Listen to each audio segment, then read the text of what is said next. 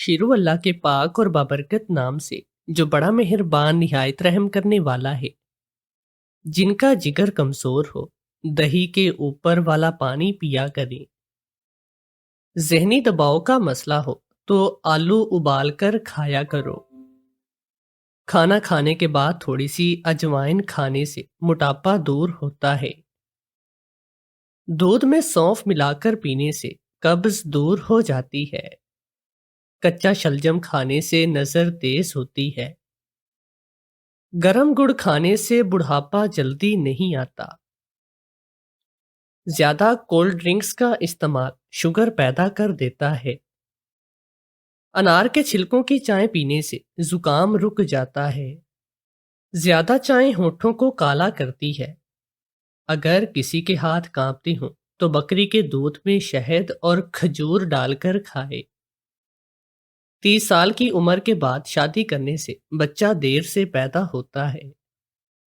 سینے میں اگر جلن رہتی ہو تو کھانے کے بعد لونگ کھایا کرو۔ خواب میں دانت دیکھنا رنج و غم دور ہونے اور دولت آنے کی نشانی ہے۔ تیل ہمیشہ بالوں کو دھو کر لگایا کریں۔ گندے بالوں میں تیل لگانے سے بال زیادہ گرنے لگتے ہیں۔ چہرے پر کافی لگانے سے داغ دھبے دور اور جھریاں ختم ہو جاتی ہیں۔ اگر گھٹنوں میں درد رہتا ہو تو کالے چنے گرم دودھ کے ساتھ کھایا کرو۔ پیٹ کی گیس کو روک کر رکھنے سے یادداشت کمزور ہو جاتی ہے۔ اس کے علاوہ ادرک کا قہوہ جوڑوں کے درد میں کمی لاتا ہے۔ اسٹرابری کا پھل کھانے سے خون کی کمی دور ہوتی ہے۔ سوتے وقت ایک ہی بازو پر وزن ڈال کر سونے سے فالج کی بیماری ہو سکتی ہے۔ صبح کے وقت تھوڑا سا سرسوں کا تیل چکھ لینے سے گردے صحت مند رہتے ہیں۔ اگر دانت میں درد شروع ہو جائے تو دانت کے نیچے ادرک کا ٹکڑا رکھ لو۔ مٹی کے برتن کھانے میں استعمال کرنے سے بیماریاں نہیں آتی۔ لیموں کے چند قطرے کھانے کے بعد چکھ لو، ہاضمہ زندگی بھر خراب نہیں ہوگا۔ کھجور کا استعمال جسم کی اندرونی جراثیم ختم کرتا ہے۔ بکری کے دودھ میں سونف ابال کر پینے سے بخار اتر جاتا ہے۔ ہمارے گھر کے حالات بہت خراب تھے۔ 2 وقت کی روٹی مشکل سے ملتی۔ ایک دن ہمارے پڑوس میں کچھ لوگ آئے۔ پڑوسیوں کی عورت نے اماں سے کہا کہ وہ بڑی بہن کو ان کے سلائی سینٹر بھیج دیں، وہ اسے تنخواہ دیں گے۔ اماں مان کے چند دنوں میں ہی بہن روز کے ہزاروں کمانے لگی۔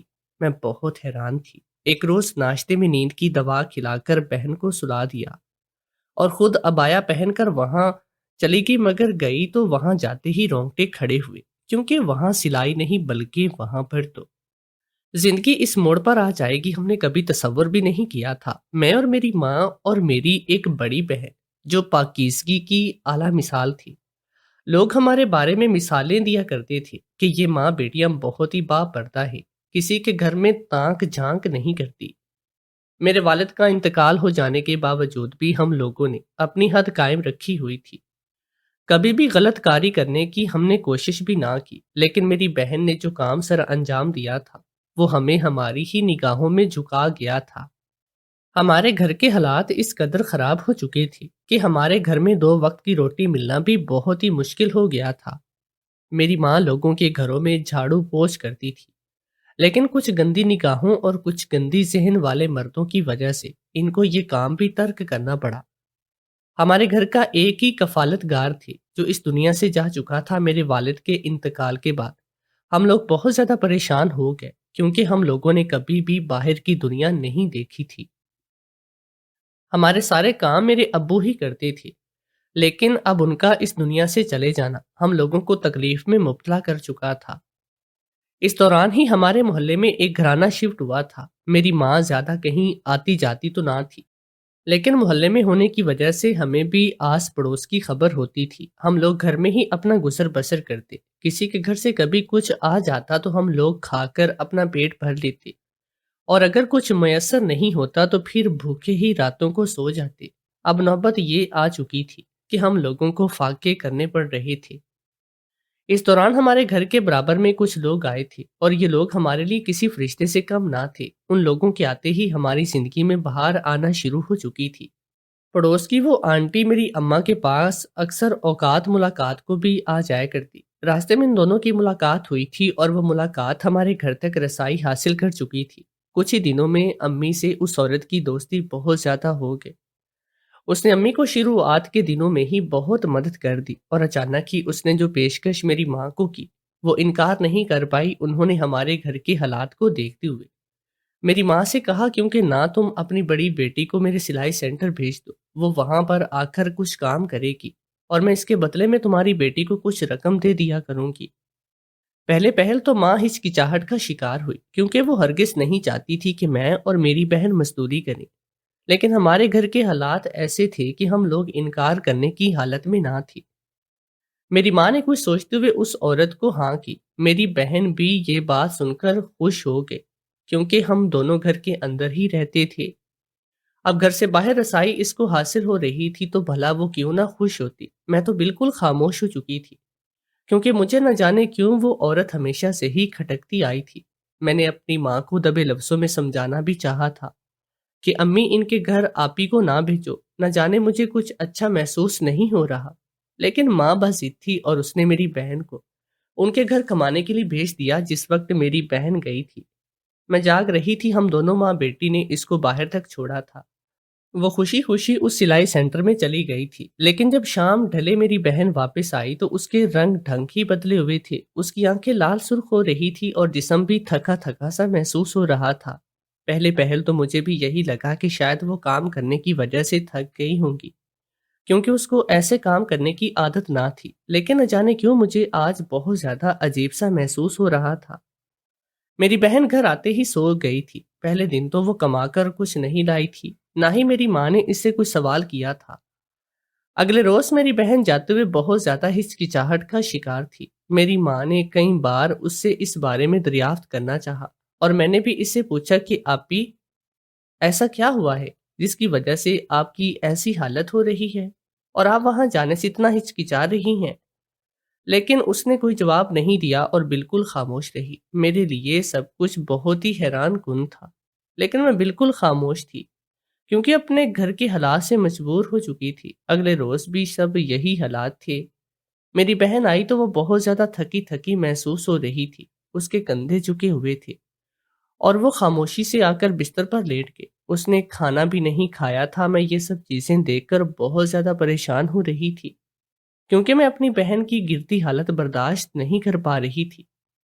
اگلے روز جب وہ دوبارہ گئی کام کرنے کے لیے تو اس دن وہ کما کر کافی سارے پیسے لے کر آئی تھی۔ میری ماں حیران ہو گئی، یہاں تک کہ مجھے بھی کچھ سمجھ میں نہیں آ رہا تھا کہ اتنے سارے پیسے وہ 3 دن کے اندر کیسے دے سکتی ہیں، لیکن میری بہن نے خوش ہو کر بتایا کہ یہ میرا معاوضہ ہے جو میں کام کر رہی تھی۔ اب ہمارے دن پھرنے والے ہیں اور اس کے کہے کے مطابق بالکل ویسا ہوا۔ وہ ہر روز جاتی اور ہزاروں میں پیسے لے کر آیا کرتی۔ مجھے سب کچھ بالکل بھی ٹھیک نہیں لگ رہا تھا، میرے اعصاب بالکل کام کرنا چھوڑ چکے تھے۔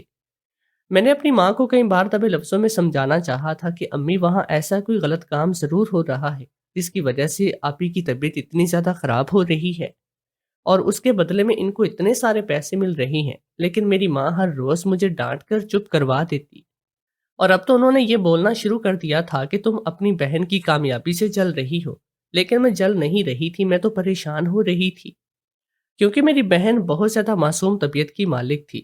اگر اس کے ساتھ کچھ غلط ہو رہا تھا اور اس کے بدلے میں اسے ہزاروں روپے دیے جا رہے تھے تو وہ کوئی ایکشن نہیں لیتی بلکہ خاموشی سے ان پیسوں کو پکڑ کے گھر آ گئی کیونکہ ہم دونوں بہنیں ہی اپنے گھر کے حالات سے بہت زیادہ پریشان تھے۔ کچھ ہی عرصے میں ہمارے گھر کے حالات بہت اچھے ہو گئے، ہم لوگ اچھا پہننا اوڑھنا شروع کر چکے تھے، ہمارے گھر میں کھانے کے لیے چیزیں میسر ہونا شروع ہو گئے۔ دن تو اچھے ہو چکے تھے لیکن میری بہن کی طبیعت خراب ہو رہی تھی اور یہ چیز مجھے بہت زیادہ پریشان کرتی۔ میں نے اب سوچ لیا تھا کہ میں اس رات سے پردہ اٹھا کر ہی دم لوں گی۔ اگلے روز جب میری بہن کمانے کے لیے جانے لگی تو میں نے فوراً ہی اس کو باتوں میں الجھا دیا اور باتوں میں الجھا کر میں نے اس کے ناشتے کے اندر نیند کی گولیاں شامل کی اور دونوں کو وہ ناشتہ دے دیا۔ وہ لوگ جیسے جیسے کھانا تناول کرتے جا رہی تھے اور ان لوگوں پر نیند کا غلبہ طاری ہو رہا تھا، اور تھوڑی دیر کے بعد ہی وہ دونوں نیند کی وادیوں میں گھوم گئے۔ میں نے فوراً ہی اپنی بہن کا برقع پہنا اور گھر سے نکل گئی، کیونکہ میں آج یہ چاہتی تھی کہ اس راہ سے پردہ اٹھا کر ہی گھر آؤں۔ آخر اس سلائی سینٹر کے اندر ایسا کیا کام ہو رہا تھا جس کی بنا پر میری بہن کو اتنا پیسہ مل رہا تھا؟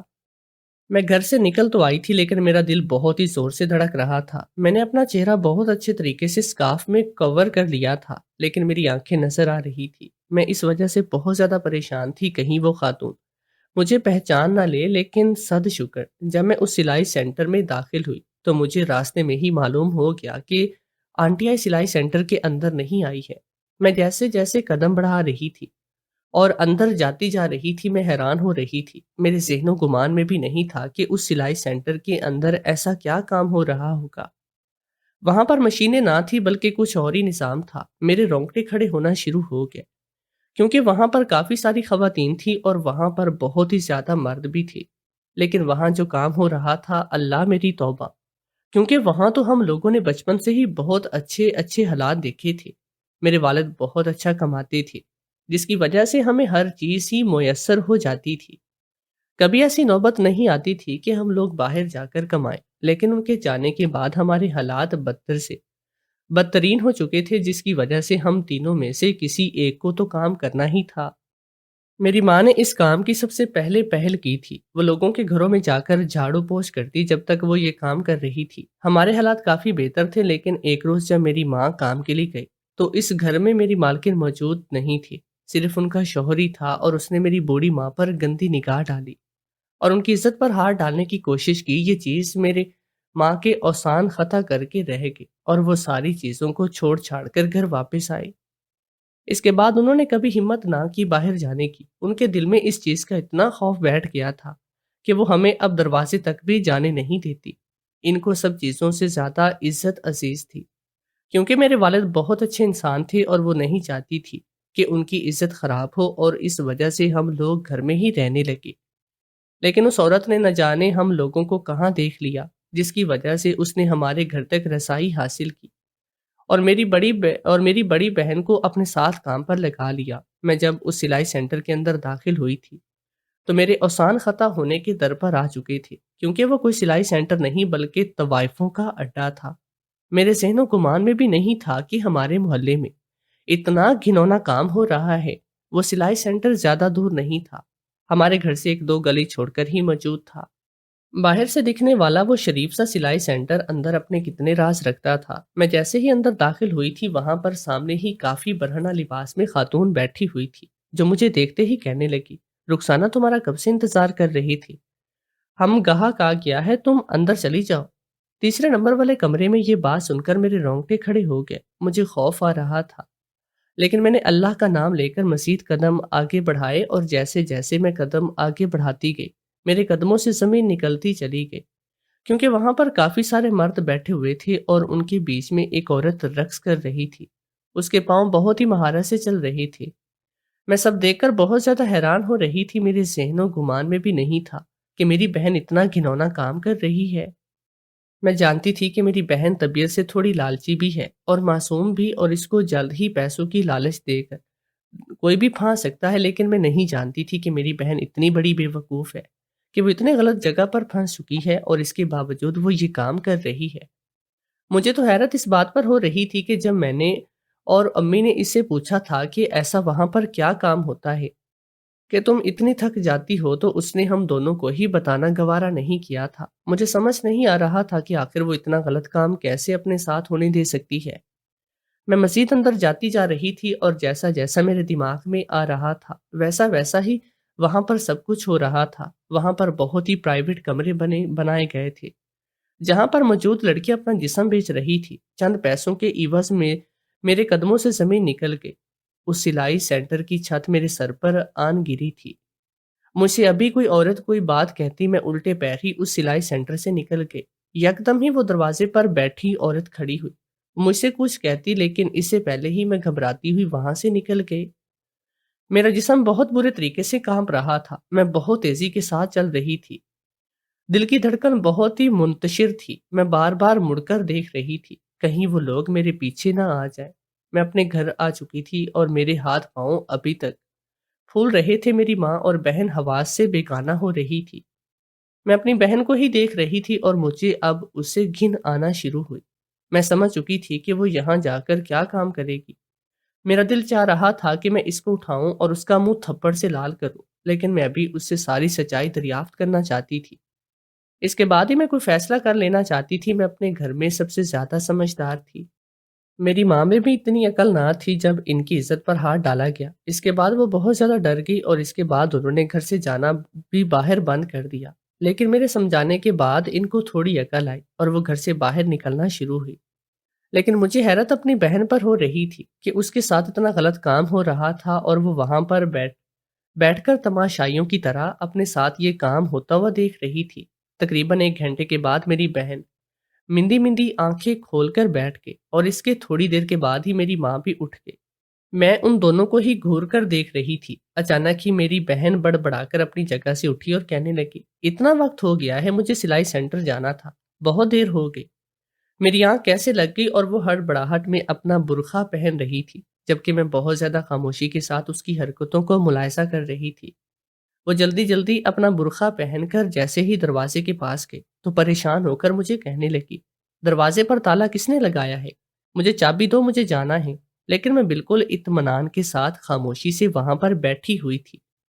ایسا لگتا تھا جیسے میں سن بھی نہیں رہی ہوں۔ اس کی بات پر میری ماں بھی میری جانب پریشان ہو کر دیکھ رہی تھی۔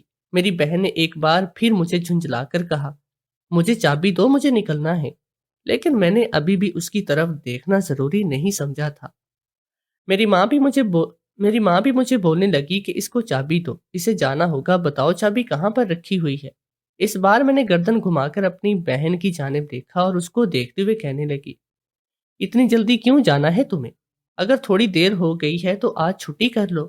میرا اندازہ بالکل نارمل تھا۔ وہ کہنے لگی، نہیں، وہاں چھٹی کرنا منع ہے، مجھے ہر حال میں وہاں پر جانا ہوگا۔ ویسے بھی مجھے بہت دیر ہو گئی ہے، بہت نقصان ہو جائے گا۔ اگر گھر کے حالات اچھے کرنے ہیں تو کسی ایک کو تو ذمہ داری اچھے سے نبھانی ہوگی۔ وہ مزید کچھ کہتی، میں یکدم ہی اس کو ٹوک کر کہنے لگی، کیوں اتنی جلدی کیا ہے؟ تمہارا گاہک تو اب جا ہی چکا ہوگا۔ جبکہ وہ یہ بات سن کر ایک دم سے سن ہو گئے۔ میں اس کی آنکھوں میں ہی دیکھ رہی تھی۔ وہ اچانک ہی کہنے لگی، تمہارا دماغ تو ٹھیک ہے؟ کیسی باتیں کر رہی ہو؟ میں نے کہا، میرا دماغ بالکل درست ہے۔ تم مجھے بتاؤ کہ تم وہاں پر کیا کام کرتی ہو؟ میری ٹون یکدم ہی بدل چکی تھی، جبکہ وہ مکمل طور پر گڑبڑا چکی تھی۔ میری ماں ہم دونوں کو ہنک بنی دیکھ رہی تھی۔ آخر ہم دونوں کون سے گاہک اور کسی کی بات کر رہے تھے؟ میری بہن نے مجھے خاموش رہنے کو اشارہ کیا، لیکن میں یکدم ہی دھاڑی، تمہاری ہمت کیسے ہوئی اتنی گندا کام کرنے کی، ہمارے گھر کی دہلیز پر قدم رکھنے کی؟ میرا باپ ایک عزت دار انسان تھا اور ہم ان کی پاک باز بیٹیاں۔ تمہاری ہمت کیسے ہوئی دوسروں کے سامنے اپنے آپ کو پیش کرنے کی؟ ہم بھوکے مر جاتے، فاقوں پر زندگی گزر جاتی، لیکن تم نے یہ کام کیوں کیا؟ جبکہ میری بہن اب پیلی زرد ہوتی جا رہی تھی۔ میں سمجھ سکتی تھی کہ اس کی کیفیت کیا ہو رہی ہے، لیکن میں کسی بھی طور پر چپ نہیں ہو سکتی تھی، کیونکہ اگر آج میں چپ ہو جاتی تو وہ یہ کام دوبارہ کرنے کی کوشش کرتی، کیونکہ اس کو اب پیسوں کی لت لگ چکی تھی، اور جس انسان کو پیسوں کی لت لگ جائے وہ سکون سے نہیں بیٹھتا۔